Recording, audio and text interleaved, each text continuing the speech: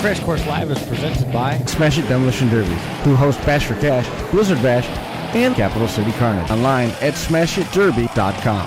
And Stirrin Dirt Racing, host of Maymania's team show at the Golden Spike Arena in Ogden, Utah. Online at stirrindirtracing.com. Reckless Abandon Derby Apparel and Derby Inc. Magazine.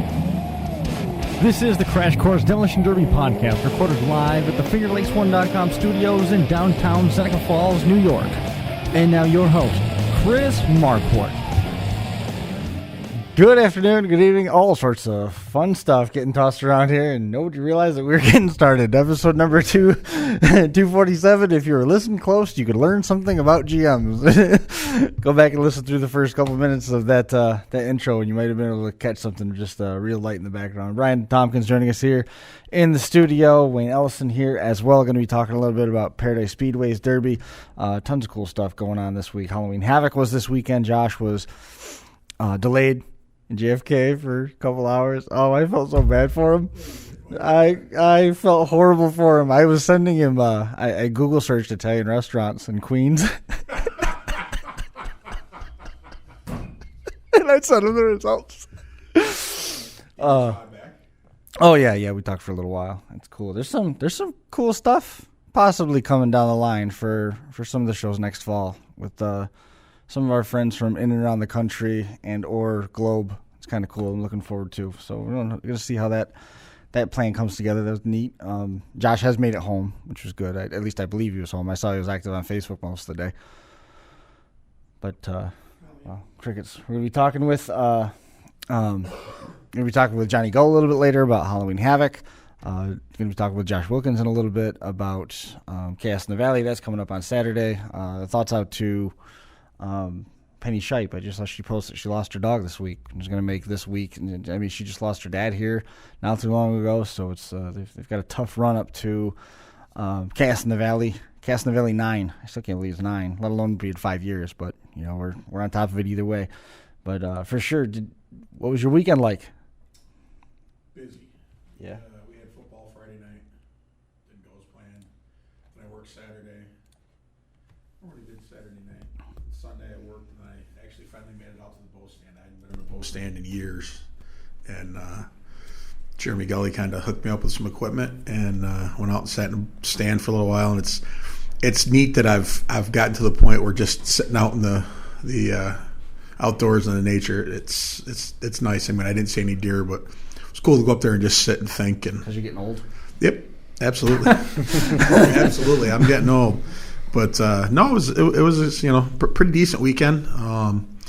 Sectional start this week for football, so that'll be interesting. I just heard some of the stuff from derbies around the area. I talked to Dan O'Connell. He said the Paradise Derby was a real good show. Had a good turnout, which is great to hear. It's always good to hear that the local derbies are doing well. Didn't see much. I did see a picture of an Imperial that got used up in Utah. That was bent pretty good. You don't see Imperials bend the way that one was very often, but it was funny. We was talking to somebody today, and they're like, "Man, how are things going with the podcast? There's not many derbies going on anymore, is there?" And I said, "Well, yeah, there's not really an off season anymore." And started running off all the derbies that were happening and had happened and were going to be happening, and just crazy to think what it's all become. It is crazy, isn't it? Absolutely. Chris Marquardt branched out this weekend. How was your first ever motocross announcing? Well, I feel like I can safely go out on a limb and say that if we recount the last 5 years of racing action, I now have pulled ahead of you with one motocross event more than you have in the last 5 years. Absolutely. It was cool. I mean, I have a newfound respect for what those guys do to their bodies. Oh, yeah.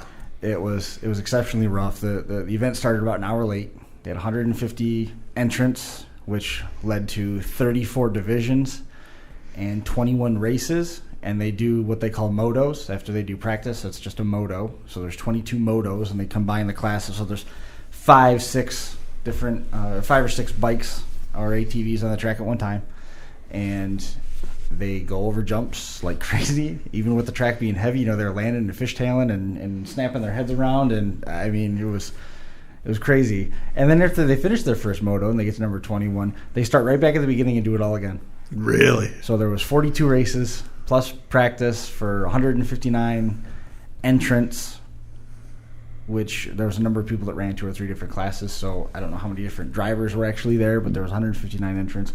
And the announcing side of things, I was on top of a hill outside with a Honda generator and a floor speaker, which was it was new. It was new, but it was cool. Did the generator drown out the sound of the floor speaker? No, that was no. It was quiet run generator. It was a Honda generator. We used to sell those at Lakeland. Those are awesome generators. They're super quiet. They start on the first pole. They're just really, really good generators.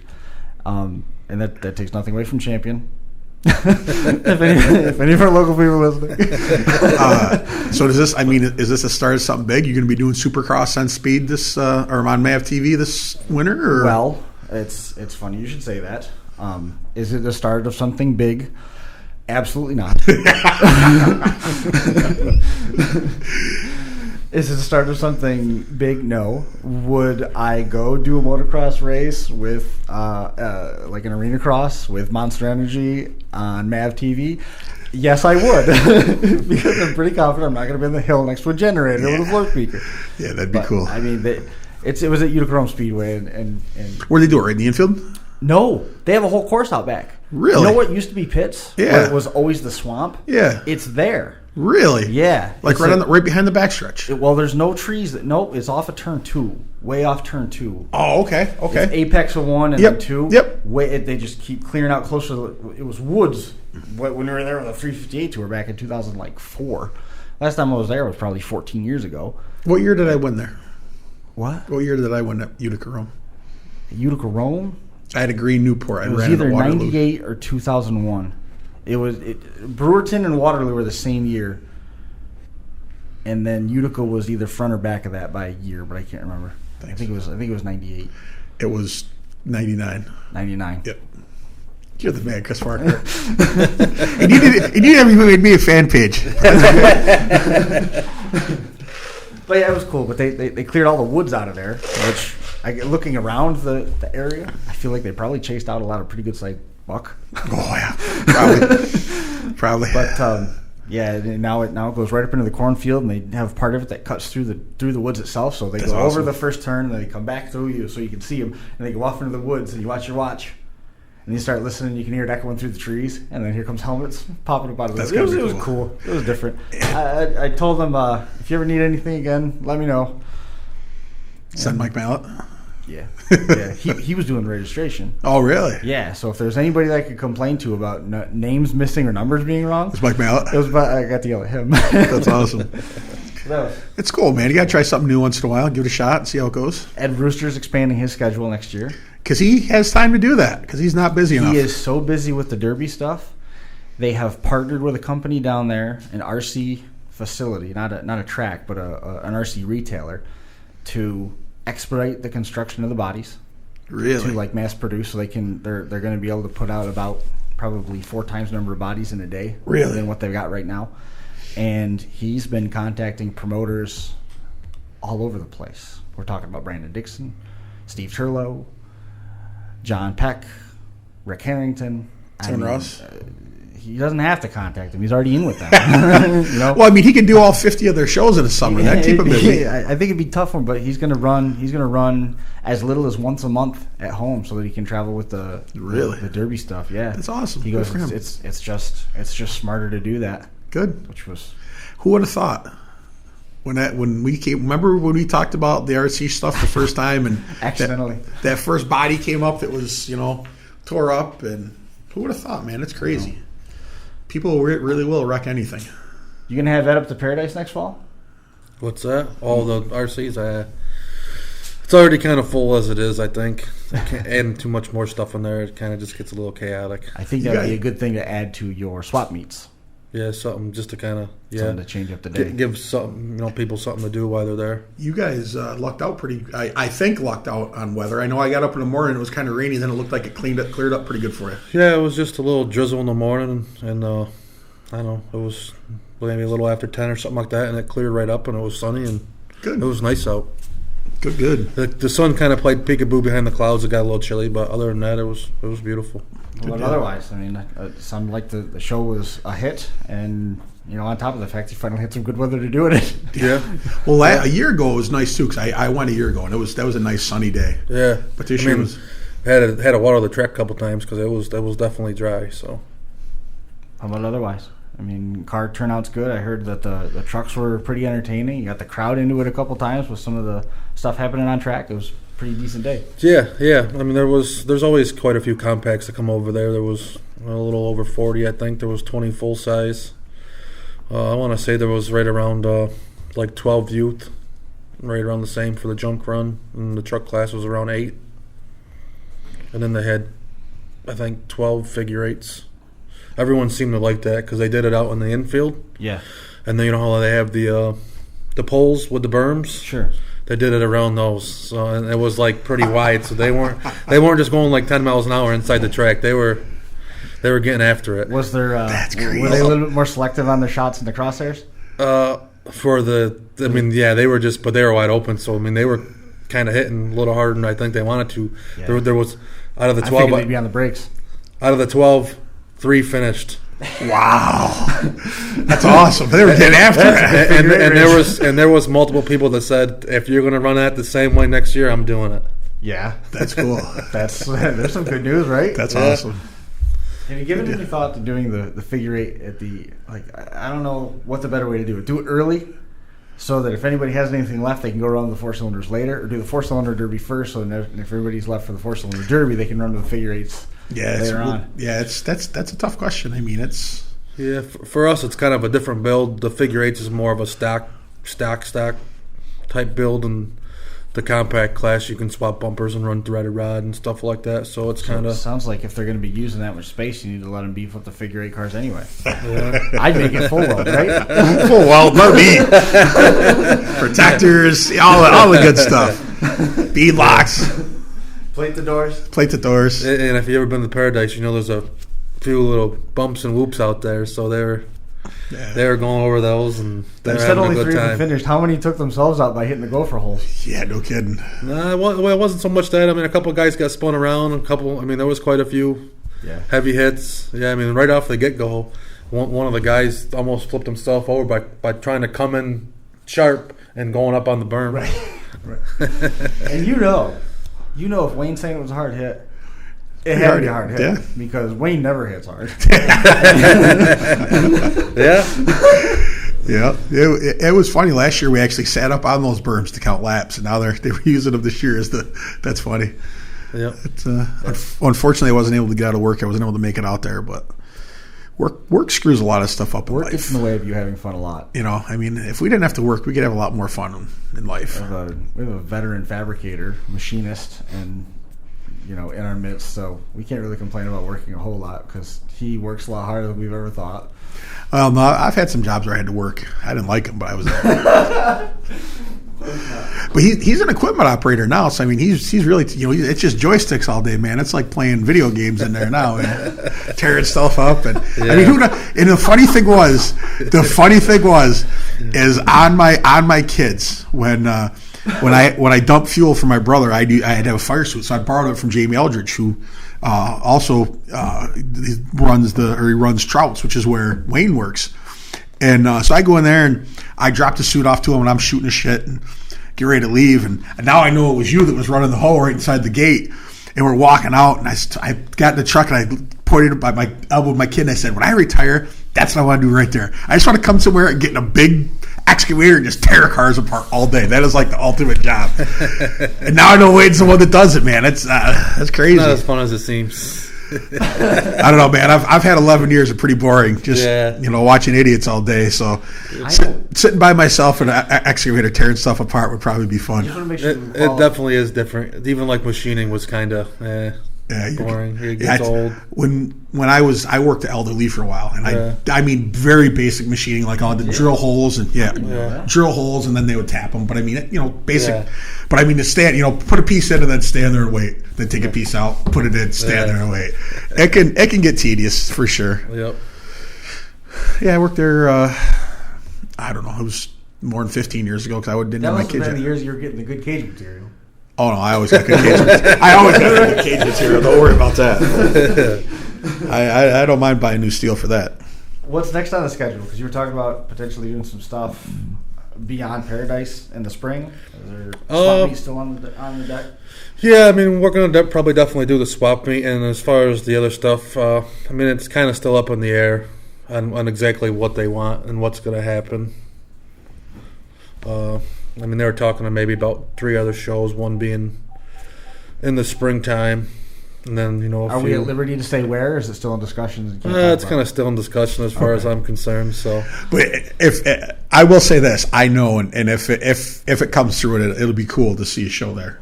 Yeah, I mean, you know, they definitely got. The thing is, it's a nice facility, and they got the room. Yeah, to see a standalone show there. I mean, because like I've derbied at this place before, but it was always later in the night and just one and done. Which I like the one and dones, but I mean, it's cool to have standalone shows where you can just. But that'd be cool. I hope it works out for you guys. I mean, you guys definitely have something good going at Paradise, and the swap meet is, just crazy every year. It gets bigger and bigger, and more people, and so definitely you guys definitely got a lot of good stuff going. Yeah, I never think that people will travel so far to like buying swap parts. Yeah, it's crazy. And you know what the funny thing was, and I was thinking about this last week after we talked, is like.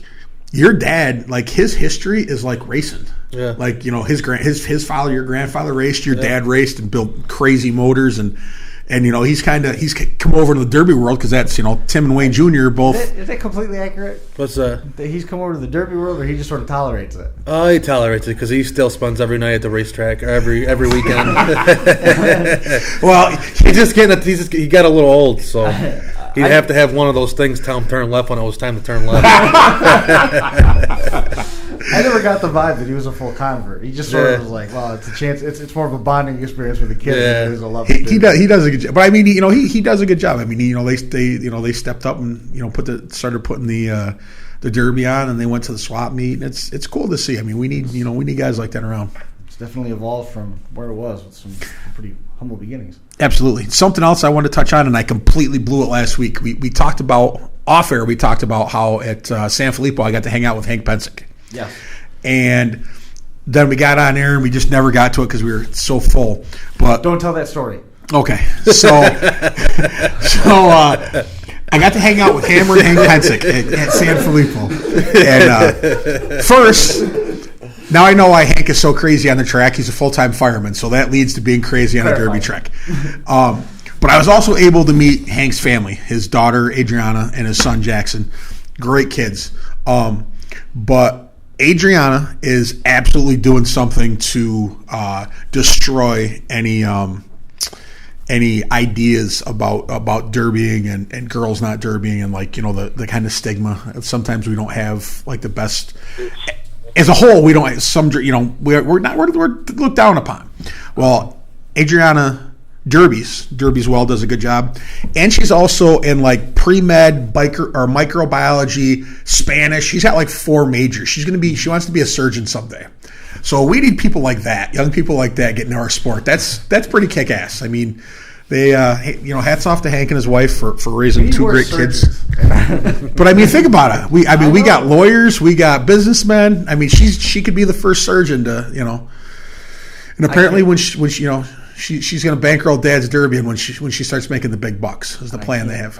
I almost want to say it's Mark Elliott, but I can't remember it. I don't think it is. It was another guy who ran the Reckless Warriors tour. He was a dentist. Really? Yeah, he was a dentist, and I cannot remember. That's awesome. Who it was? Bo Lockwood told me the story about it. I can't remember who it was. Yeah, it's good to get the some of the old cliches destroyed. Sure is. On the topic of destroying cliches, we've got Josh Wilkins joining us on the line. Josh shatters every cliche possible of demolition derby drivers being doctors. Josh is down in Woodstock getting ready for Cast in the Valley coming up this Saturday at the Shenandoah County Fairgrounds. Got the Lumina out of the mothballs to go raffle that off. You're going to be working with, if I remember right, you're going to be working with Inspection as well down there for this one. You excited or what? I'm pretty excited. I'm not doing inspection this year. I'm actually going to run it now. Okay, good. That's so that being the case, did you take the raffle car from last year and put your roof sign on it and build another raffle car? No, sir. Same raffle car. Everything's the same on it. All I did was we drained the gas out of it for the winter and let it set covered up and got it all cleaned up and ready to go. It's everything's gonna be the same. Just this time, it's all profit this time for them. So I hope it's good that everybody purchases a bunch of tickets and stuff. So the situation is all the Chaos in the Valley Derbies. They've done 9 of them over the last 5 years. So they're going to be celebrating the 10th of Chaos in the Valley in April when they do their spring show. They're all done as a benefit for Townsboro Volunteer Fire Department. It's allowed them to invest money into some new self-contained breathing apparatus stuff, some upgrades to trucks and other equipment and stuff around the fire halls. It's been good. It's worked the way that it's supposed to. So they agreed to work with Josh on the car last year, and ultimately what happened was the person that won it already had a car qualified for the feature, so they gave him $1,000 cash. That's not hard to take. And yeah, and he still got to go run the feature. I don't remember where he finished, but once you're qualified, you got to run that car. So this car, otherwise, if you're not qualified, will go into the main, so they just put it into mothballs, and they're going to save it again, so they don't have to build a second car. So that's why this is going to be just basically free money for them. That's awesome. This year, which is a great deal. The fact that you're running changes the game, because conceivably, if you make the feature, you're going to have to match up conceivably against a car that is just as well built as yours that hasn't been run yet. Yeah, but it all depends on who's driving it as well. Absolutely. That is a big part of it. That show, Brian Schumann ended up winning the mod class last year. I believe second place was Josh Orndorff. I think he won the stock class. He put on a heck of a show. I might be getting my Chaos in the Valleys mixed up now. You've only been to 9 of the 9. Yeah, I've been to a lot of them, but he's going to be one to watch. Mark Wolf's bringing that car. Remember the 21-inch tilt? Yeah. It was more than 21 inches tilt. The core support spacers were over 21 inches tall from the frame to the bottom of the core support. Can you believe that? No, I don't even sound. It's the Frankenstein. It's got a lot of different parts in it. It'd look even cooler if you had his motor with a blower in it. Yeah, that'd be exciting, wouldn't it? Don't put ideas in his head. He's got time. I mean, that's the problem. You can drop that blower motor right in there and just let her eat. And he would too. Oh, no doubt. But Gokenauers, the Pattons. I heard Shen Valley Tires are going to be closed Saturday, which I got to believe that they're planning on coming to the Derby early, and they're going to close for only customer pre-order distribution so that everybody can get their spare tires lined up. Mm-hmm. You know what I mean? Mm-hmm. But the Pattons are going to be there. I imagine the Kleins are going to be there. I know Mike Klinger and Tiffany are coming. That was a secret until just now. No, they were coming. What they're bringing is the secret. What was that, Josh? I said it's funny you said that about Josh, because I just dropped off a pile of tires down there for him to mount. Just take care of for me for tomorrow. Right. It's crazy. It's good to have friends in the tire business. Yeah, definitely. Oh yeah, most definitely. It was just a couple years ago when they tore down the old narrow front stretch track. It used to be a horse track. So the stone dust that they would run on would churn up a lot like Waterloo used to. You know what I mean? It'd get real tacky, but it was got that stone dust to it. And then it would run in, and it would be a pretty hot track if you stood near the wall. But if you got down in the middle, you could get yourself in trouble. The stage and everything was all tore down, and they put in a brand new facility and a brand new horse track and a brand new dedicated derby pit with removable end walls so that they could do tractor pulling as well. So they use, Josh, it's got to be 280, 300 feet of that towing track for the width, and then across from side to side, it's enormous. I bet you it's probably close to 60, 70 feet that way. Yeah, I wish the old track was still there. That was fun. It was neat to run there. There was a particular charm to as narrow and dark and intimate because the fans were so close to the derby. I remember watching videos with you from there. But I like the changes that they made because there's better lighting. You can use the overhead tower now. You don't run the risk of getting hung up as easy as narrow as that track was, it was a drag strip. Back and forth, if your car got turned sideways, you were in some real trouble. Oh, yeah. But end to end, from turn 4 to turn 1, you could haul the mail. Oh, that's awesome. I watched Josh do that a bunch of times. It's pretty entertaining to watch. Yeah, they turn stuff inside out down there. That's one of those shows that just I would love to see it, but with football and stuff, it just doesn't ever work out for me. I watched a bunch of them on your DVDs and stuff, and great show, great drivers, great builders. If you get a chance to go down there, you absolutely should. I mean, every class down there, they just drive harder and harder, and it's definitely worth going to watch. One of the names that pops off my mind that's really due to win one of these things is any one of the Kibblers. Brandon Kibler's the first one that pops in my mind, Josh. I mean, what do you think about the drivers down there, especially in the compact division, because that really is the go-to money part of the show. Is there anybody that's more due than the Kibblers? No, not that comes off my, off the top of my head. Them boys, they put a lot of work. They're into making their own harnesses now. So they're putting the time in the shop, and it's starting to show. I'm kind of glad I'm in with them. On the flip side of that, though, staying with the compact game, you've got the Flat Rock crew and Brian Silvius, who's another guy that I think is as good a builder as anybody else that's down there. Just has to have luck fall his way. It always seems like he ends up locking horns with somebody so tight in the heats, there's not nearly enough car left for the feature. Right. I mean, Brian, he's a hell of a nice guy. We trade. He asks me questions, I'll let him know, and he'll do the same for me. I mean, he's a hell of a nice guy. He's long overdue for a good run, but you can't take nothing away from. There's 25 guys up there in the county that any given night are going to put on a show for somebody. Yes. So it's a toss-up. If you had a bet on it, I don't have to take a bet, to be honest, on anything like that. Anytime I know when a bunch of my county boys are going to be running, it's going to be a dogfight either way. That's one of the things I love about this show. I mean, last year they ended up injecting an extra $3,000 or something into the purse. It went from $5,000 to win to $8,000 to win, and that's where the money is in those compacts. And you got to run the car that you qualify. So if you draw a heat with 15 cars in it, 17 cars, and you get wore out because they only take the last 3 or 4, you got to fix it and get back out there. But the thing is, you got to get back out there because you never know what's going to happen around you. There's so many good builders down there. Now, really is a wild card. What style build are the compacts? Like how heavy or light? What would you compare it to? Josh, how would you describe it? Who's built?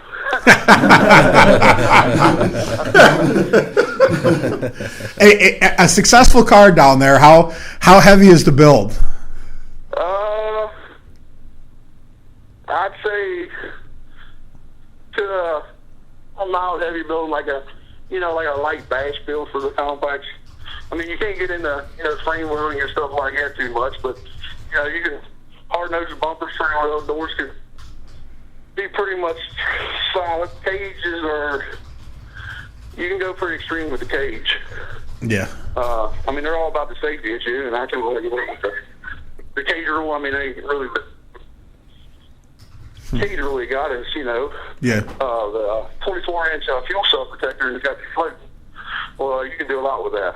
Yeah, no doubt. 4 foot, just shy.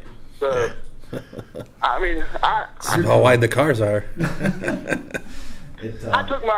didn't get to come up to the mini meltdown show this year like I was hoping for, but I took the car that I built for that and just added a little bit more juice to her, and that's what I'm taking. So that's cool. That sounds that. But I'm pulling double dues this weekend, I hope. Eli's another one that I remember running well down there. Rob Armstrong's the guy who, he started just out there with the Flat Rock crew, but he's really coming to his own. He's another guy to watch, and last year's winner was a sleeper. Nobody really figured that he was going to come in and win, and he beat Matt Davidson, if I remember right. And Matt was a guy who's got a number of wins down there in Shenandoah County. So the depth of that field makes it very, very difficult to pick a winner.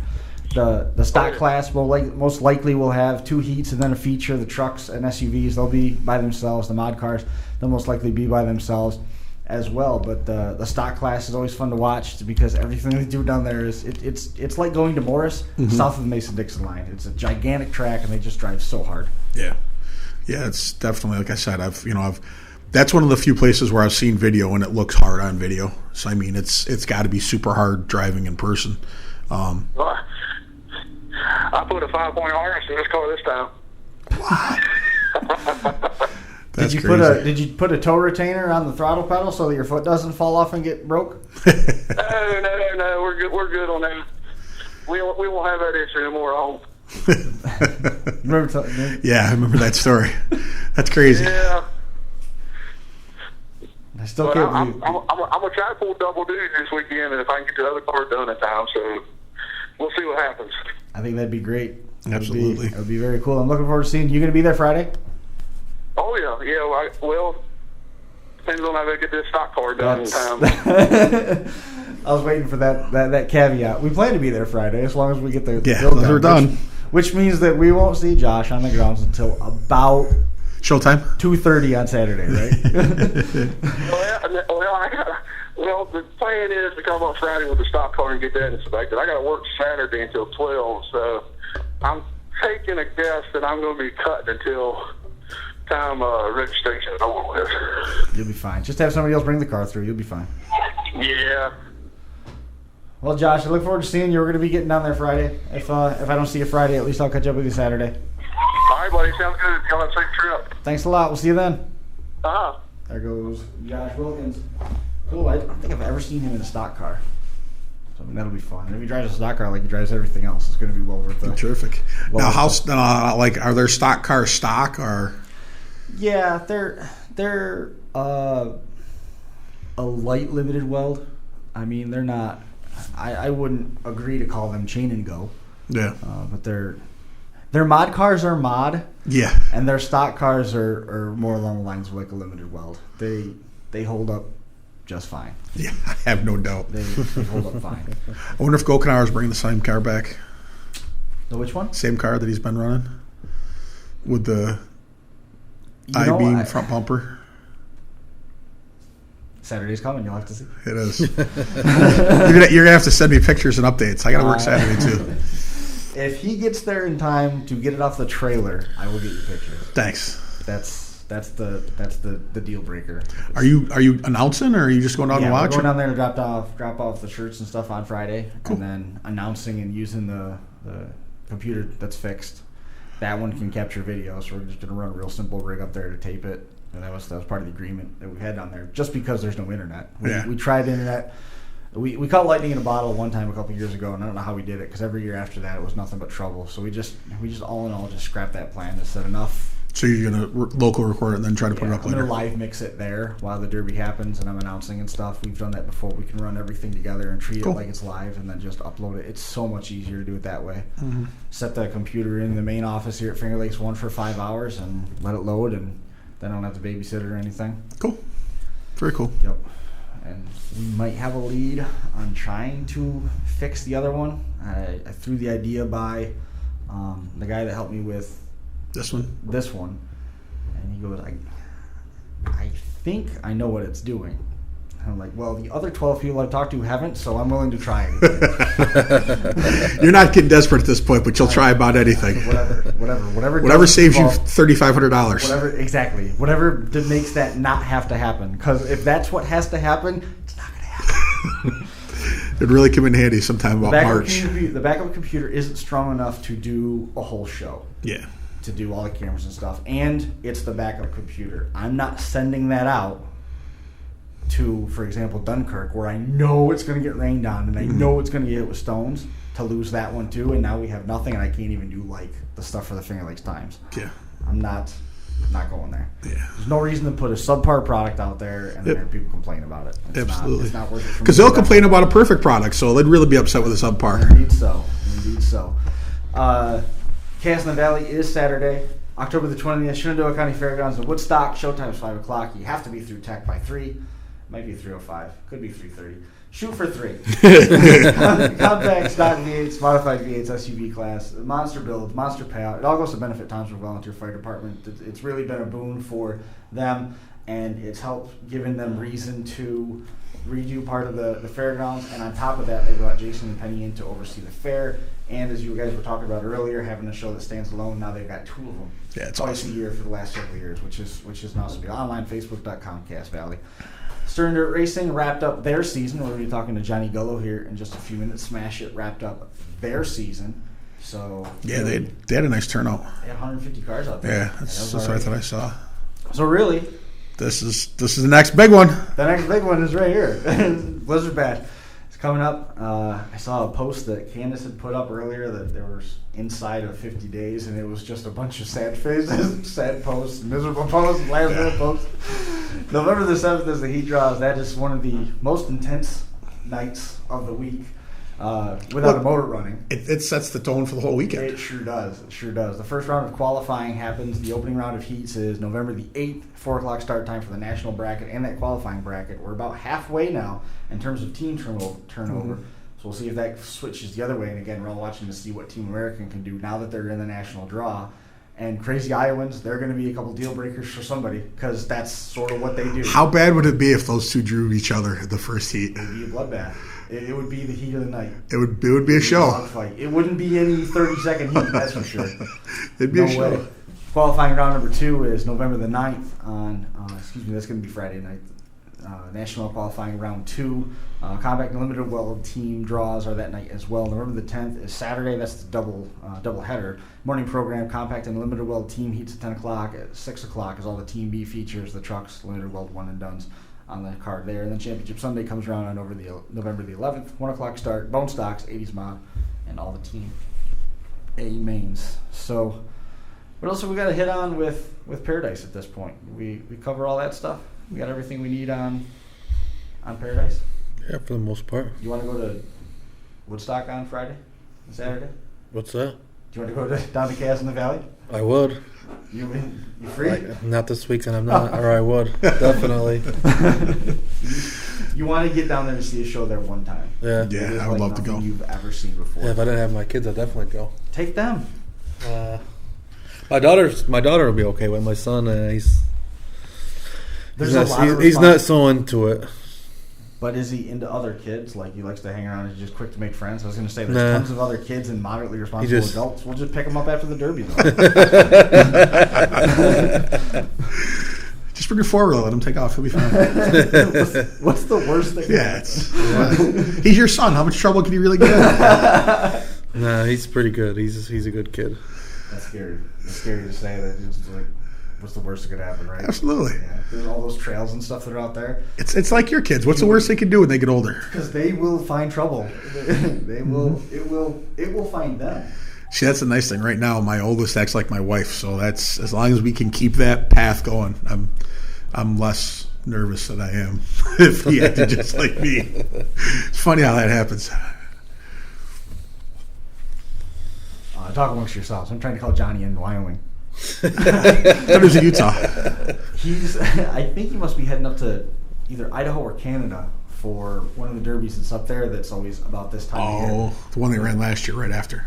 It was either right before, or right after. I can't remember which, but he'll tell us in a minute anyway. If he answers He the was- phone. Big F. Big F. He is not into service yet, so we'll do the best we can with that. I'll get on him this way and see what he has to say. So. What are you running this year, coming up, or next year? Anything big? Anything crazy? He wants to make sure that he runs soft enough at Seneca County to have a pile of for San Filippo. That would be nice. But I want somebody to just come out and wash the mud off it and go. I don't want to have to work on it. Maybe put some fuel back in it. Well, you got that. He has a Santa County car. I mean, that's not junk. No, it's He's still probably decent. saving that for next year, and I'll probably use it for the next 3 years. Did you cut the Cordoba up yet? Yes. Yeah, I just got the last thing I do, and the scrap price is going up, so I gotta get rid of that while it's up. Brett Relier has been talking about putting on a 10,000 to win show. If he does, I would really like to run that. Jeremy Gully's also talked about putting on a big show. Yeah. I love Waterloo. The last couple of years have been a lot more fun. There hasn't been as much drama. But I like to travel. When I got to go run Coos the one time, it was just awesome because I got out on the heat and there was, I don't know, probably 15, 16 cars in the heat down there, Chris, for the first Kingsville Old School. And I knew by name, knew two guys out of the whole heat. And it was just nice to go out there and just run and, not have people mad at you afterwards and, go out in the feature. Like I said, it's probably one of the highlights of my career. I'm out in the feature and, there's a red flag and I look up and there's Jesse Howe smiling at me. And I mean, Jesse's won hundreds of features and I've seen him run and win and all sorts of stuff. And he's always there, to see him, look at me and smile and give me the thumbs up. That was just awesome. So, I mean, I would like to go out and try to run some of the bigger shows, and Brett's, his rules are a lot like Waterloo. So it's not, it's basically the style of build I like to do. But I'd like to do that. I'll probably be going back to Waterloo. The kids like to watch me run down there. So, but again, it's been more fun. But it's getting so hard to find cars. I mean, you gotta, even if you find them relatively cheap, by the time you pay to get them hauled back here, because there's nothing close by anymore. We've got stuff gone.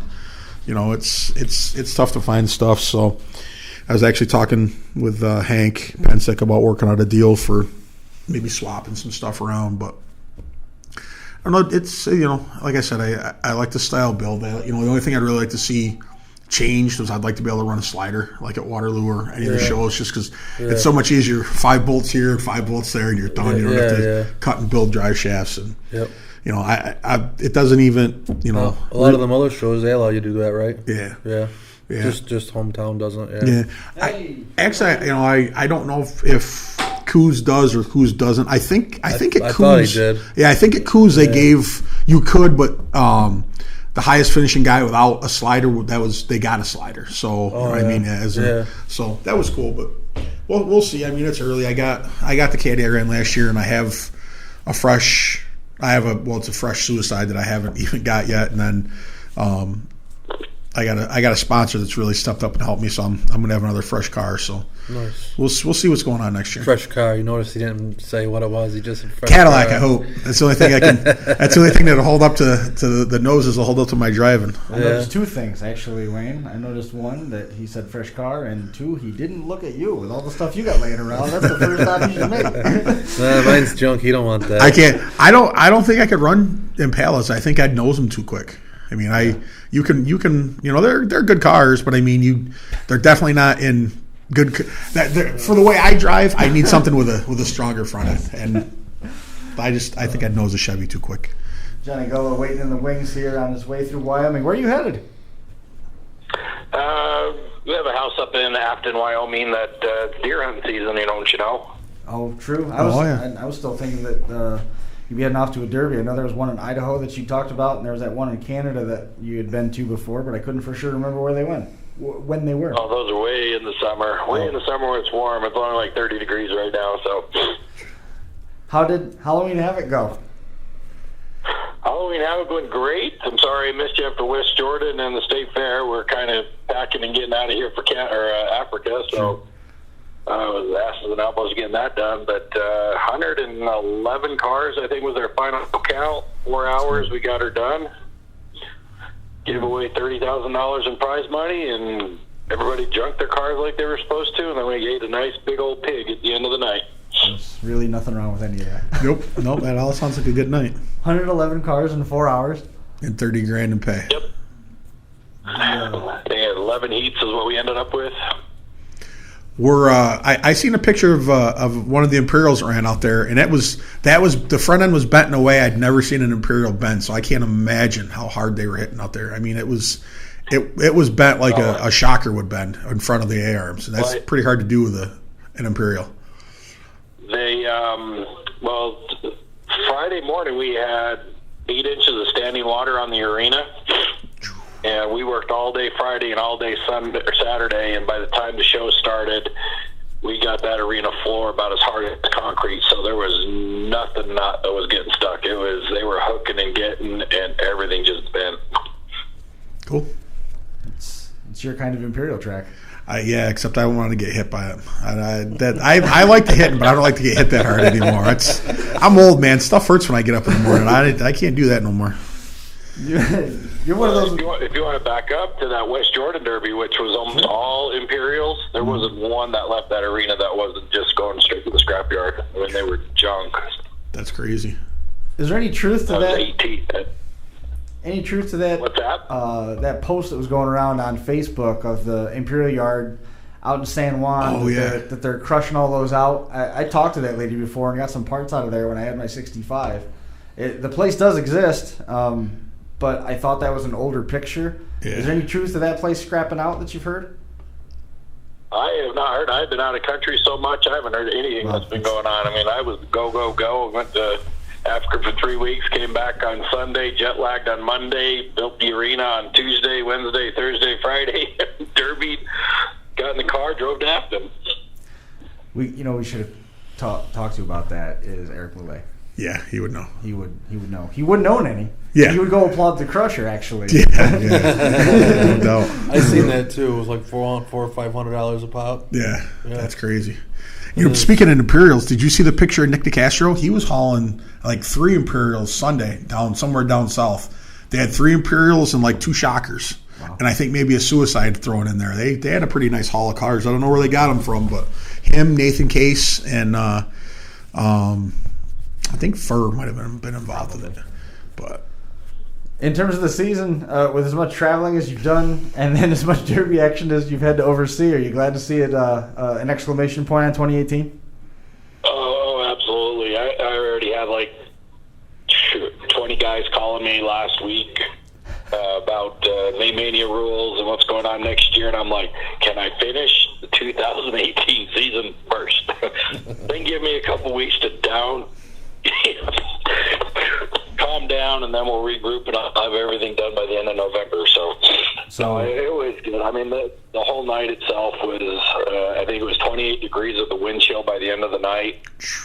So it was not a warm derby by any means, but the weather, all things considered, I mean, we were almost in the 70s during the day, but, this is the desert, and as soon as it hit, sun was gone, it just dropped, and then we had a nice little steady wind blowing in that didn't help things either. But we sold out the arena, 5,500 people, and I bet 900 stayed to the cold end, I guess you would say. That's pretty good. But we changed it up a bit this year. We switched it all around to one and done heats, and made every heat a main event. And as you know, Havoc is run what you brung, so as they came in, they got shuffled into, stock class, a little more than stock, a little, light build, heavy build, and outlaw build is what we ended up with. And we also had iron trucks, farm trucks. Passenger heat which was absolutely wicked. I thought it was almost one of the best heats of the night. I was like scared. And then finished it off with about 18 front-wheel drive cars to top off the night. But all the heats paid $1,000 to win, $500 for second, $250 down to 5th place, and then we took 2 Mad Dogs paying $500 each out of each heat. Cool. So we saw Gumby a week ago out here running the Relics class. Was he looked like he had a lot of fun. Was he pretty animated when he came back and told you about that, or how did he explain that to you? Well, he actually says, we're doing the Relic class in Utah, and I said, okay. So we're gonna squeeze in a Relic, either a heat, or if we have enough people, we might do a whole show. I don't know much about the Relics other than, I don't know if you can really fix them to go more than one heat, or if they would have to be a one and done because they're so old. How do you get parts? We were wondering how, body wise, how they would hold up, because I mean we've all seen some of the older cars run, and sometimes they appear not to hold up that well. But I'll tell you what, it was a hard hitting class. I mean, they were on the gas, and there was some. I mean, like the '59 Mercs, they were just junking stuff. Some of the older Ford stuff was really tough. I bet you a lot of that stuff will run again. I mean, some of them had some things go wrong with suspension parts and such, but I don't think it was anything where you couldn't fix it with a welder. So depending on the build, I bet you could run a heats and a feature with them. It was pretty neat. Josh said he kind of got that idea from, I can't remember if it was Pine City or one of the shows in Minnesota, but it was neat to see. I mean, it definitely brought about a lot of people, a lot of cars. It was kind of the most anticipated heat of the night. More concerned about breaking axles and ball joints and A-arms and all that. That stuff's not going to be readily available for I don't think these cars. So that's what I was more concerned about. No, there wasn't a lot of. I don't think there's many stacker ends and stuff here. That's the thing. I mean, I guess it kind of all goes by the rules to what you let them build. But I mean, really, I don't remember guys breaking A-arms or losing steering or stuff. I mean, it was... it's like spitting drive shafts. Yeah, and stuff guys like were that, having especially problems. like the Mex frames. They were getting hung up, if they got twisted a little bit and stuff. But yeah, I mean, it was definitely like I said, it was the most anticipated. But I mean, I definitely think it more than paid off for the buildup. It was really a really good heat. Really, a lot of action. I already told Josh we're stealing that in the mini trucks for next year, so we're going to add that to the Stirrin Dirt repertoire. Hey, you we're cannot. going to fit it in yet, but we're excited to do it. You can never have enough stuff to wreck. I mean, it's always good to open it up to new classes to wreck stuff. Everything out there is probably going to be a lot cleaner than the stuff that we saw up here. Oh yeah. But yeah, it's cool. Now the most important question is how long are you going to be hunting for, and how many days after you get to the hunting camp are you going to just actually go out and start hunting and not just relax and kind of veg out a little bit and just try to collect yourself after the busy season and traveling you've been doing. Well, I'm going to take a couple free days here. I'm actually not hunting. I'm just hanging out with the guys, just relaxing and down. Just get some downtime with myself, and I like cooking, so I'll cook for the guys and everything. They're all out on the mountain and doing their thing, and hunting season ends here in another week, I believe. Cool.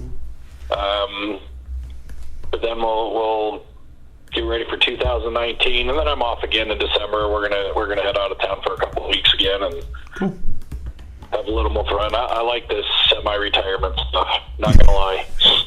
It's funny that pretty much anybody I've talked to that's that retires at a fairly young age or a semi-retired young age, they enjoy it. So it's but you know what I mean, and you can definitely speak to it. But I mean, if you work and can put yourself in a position to be semi-retired, then you deserve it. I mean, it's not like it's easy to get to that. So enjoy yourself, man. I don't think I'm a mindset to be completely retired. I mean, because I'm a workaholic. So, but I'll always have something in the burners going and looking for the next challenge, and we'll go from there. Stirrin Dirt itself, I think we're going to add maybe two more shows next year. I actually invited, kind of some of the exciting news is I invited some bigwigs from one of the casinos out of Vegas, and they came up to Halloween Havoc.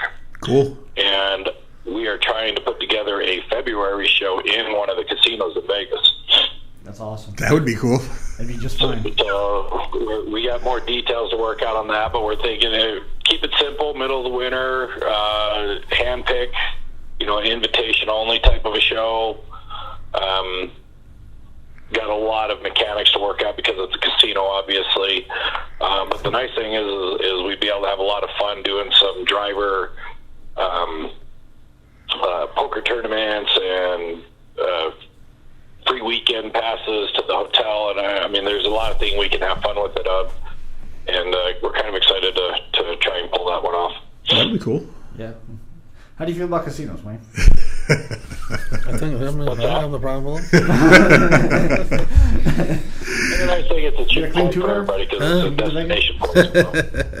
That'd be cool. That'd be really. Yeah. That's Very trying to break in. Yeah. Yeah. Yeah, right after the week after UFC wraps up in February, they're gonna bring the demolition derby in. That's awesome. That would be cool. It'd be just fine. Be a different venue for sure. Oh yeah. But I mean, Halloween Havoc moving back to Ogden was just fantastic.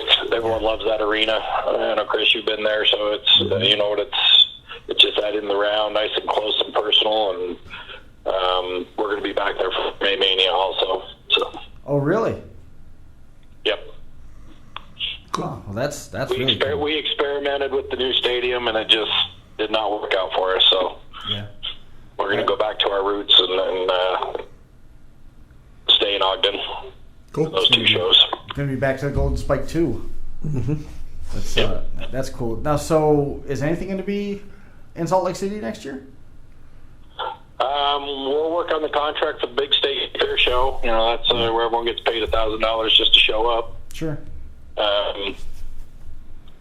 But there's some, there's reasons we left, and there's things that need to be worked out for that to happen again. So we'll stay tuned, and we'll be working through that over the next couple months. Awesome. Well, I mean, that's great news. I mean, Golden Spike Arena is easily one of my favorite arenas I've ever been to. It is like the Coliseum. It is so cool. Mm-hmm. I mean, there's just all the way around. There's people. It's a big, giant oval inside. Close people. Yeah. Close people. I mean, the first row is literally 8 feet from the cars. It's intimate. Heber City's track is pretty intimate too, for different reasons. Yeah. that one is. Yeah. It was intimate for you, maybe not the crowd. The Heber City show going to come together again? Wasatch Wipeout going to be back on the schedule? Oh yeah, that one's. I think the only one in question from our current schedule would be the state fair. Okay. But I'm sure they'll want us back. It was a huge success this year. We had 40-something cars there. Right. Because that's a limited entry. And it's a state fair, so it's an easy. It's like Erie County Fair. It's just an easy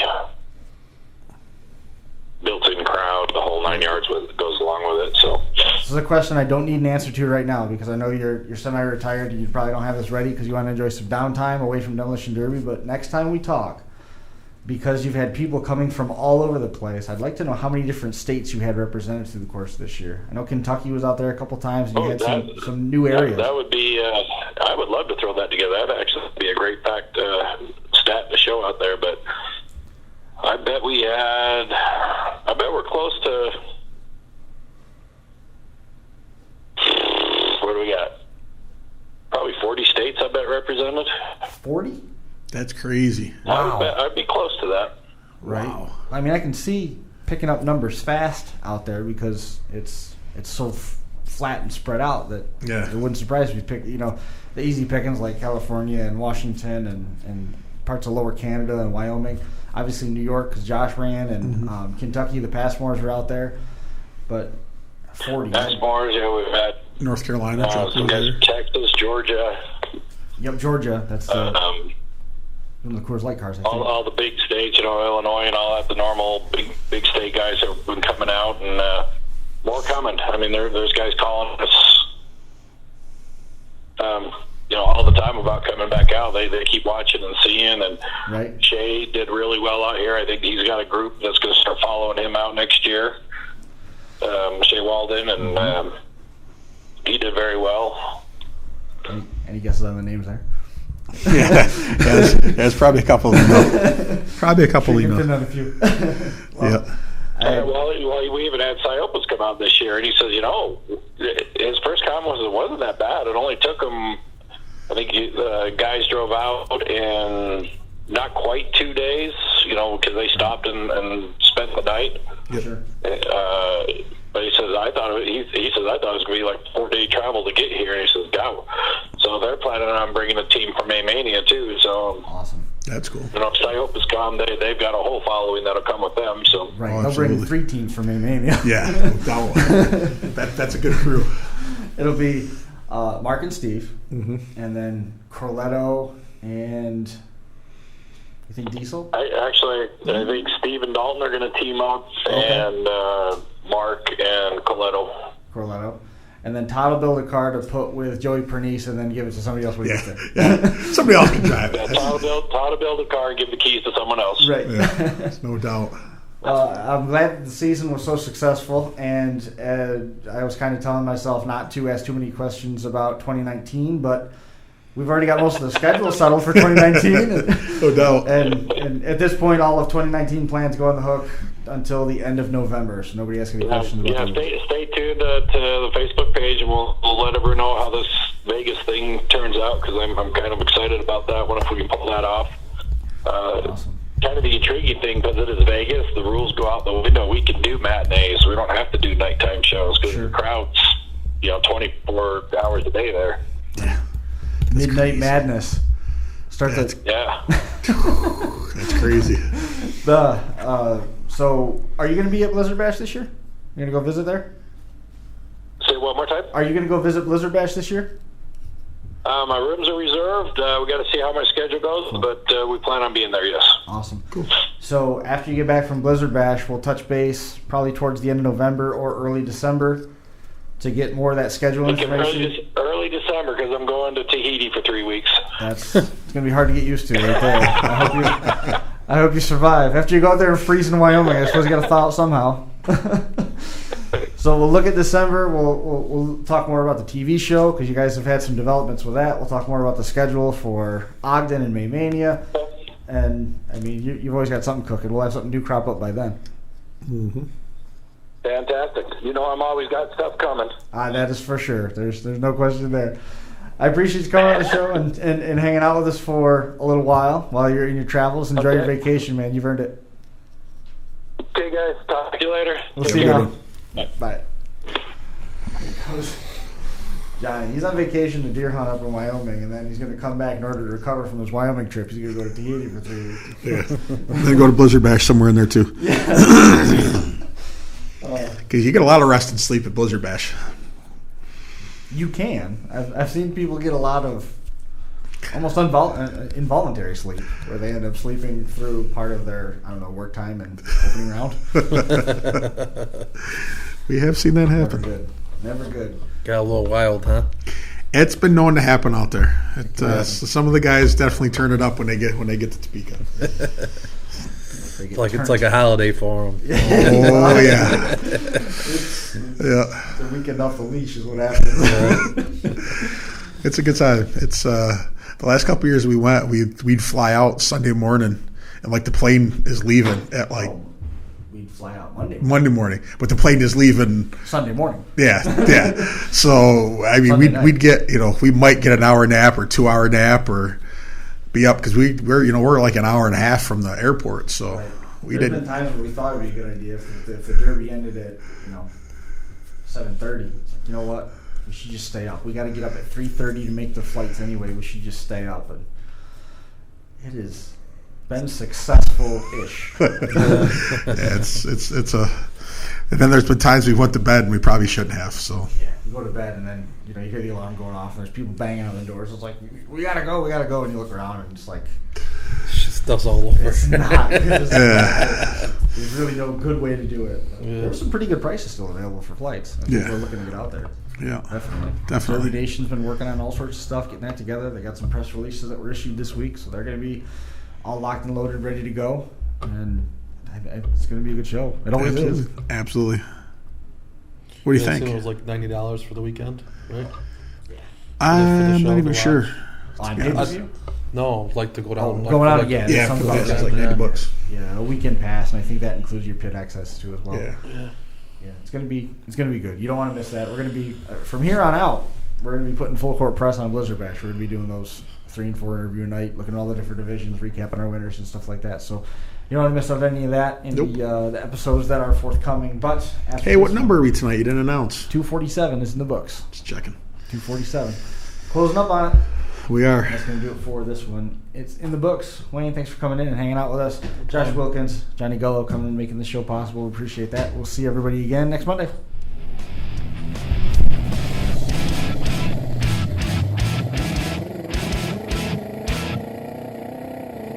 The Crash Course Live is presented by Smash It Demolition Derby, who host Bash for Cash, Blizzard Bash, and Capital City Carnage. Online at smashitderby.com. And Stirrin Dirt Racing, host of May Mania's team show at the Golden Spike Arena in Ogden, Utah, online at stirrindirtracing.com. Reckless Abandon Derby Apparel, and Derby Inc. Magazine. This is the Crash Course Demolition Derby podcast, recorded live at the FingerLakes1.com studios in downtown Seneca Falls, New York.